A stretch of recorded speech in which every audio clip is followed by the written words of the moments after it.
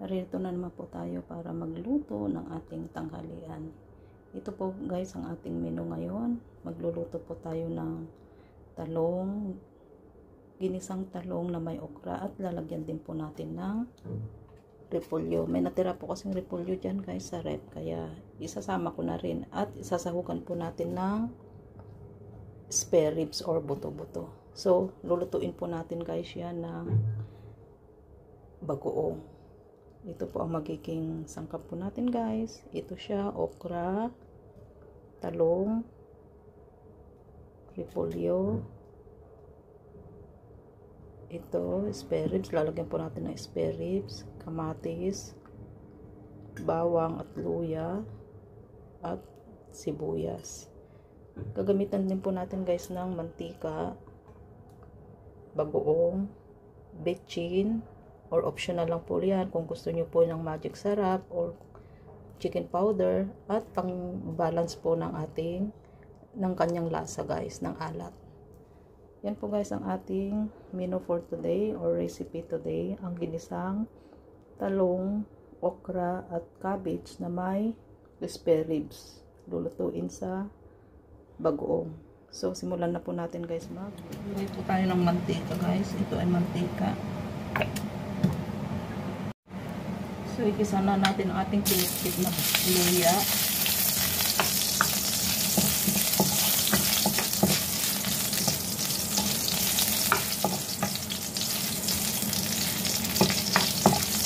Lagyan na rin natin ang ating bawang.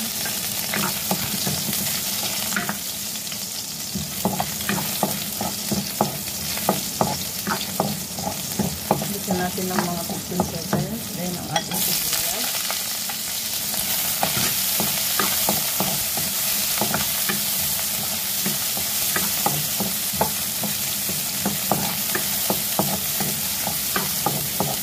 Natin ang ating kamatis.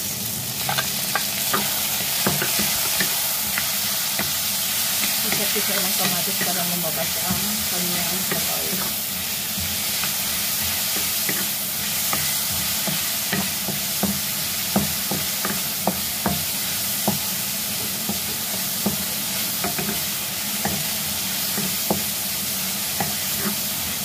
Pag lumambot na guys ng konti, lagyan na natin ang ating spare. Gagamitin pala natin guys ng paminta. Lagyan natin ng paminta.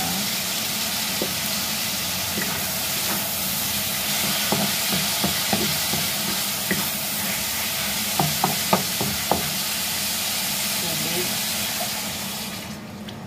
Kalahating bowl ng tubig.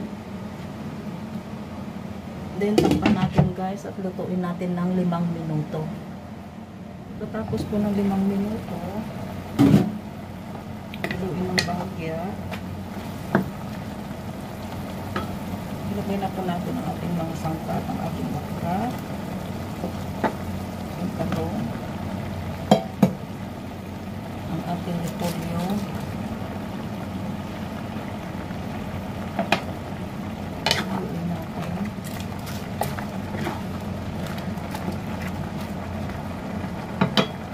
natin ang bagoong isda, paminta, half teaspoon na sugar, ang ating betchin, optional lang guys. Then haluin natin.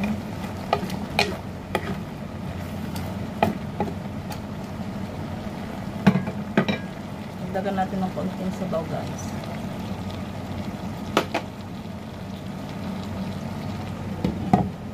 Takpan natin at lutuin po uli natin ng 5 minuto. Yan, check na po natin guys.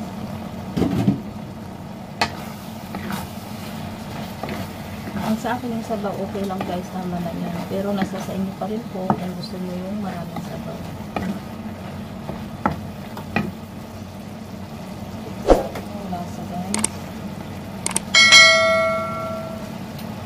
Sarap. Perfect.